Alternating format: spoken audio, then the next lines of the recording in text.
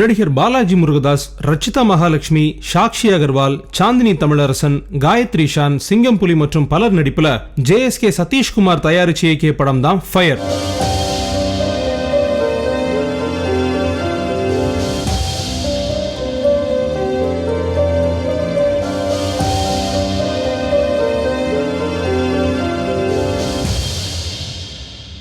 உண்மை சம்பவங்களை அடிப்படையாக கொண்டு எடுக்கப்பட்ட இந்த படம் பிப்ரவரி 14ஆம் தேதி ரிலீஸ் ஆகி மிக்ஸ்ட் ரிவ்யூஸை சந்திச்சது. குடும்ப பாங்கான சீரியல்கள்ல நடிச்சு பிரபலமான ரச்சிதா இதுல கவர்ச்சியா நடிச்சதே சமூக வலைதளங்கள்ல பெரும் பேச்சு பொருளாச்சு.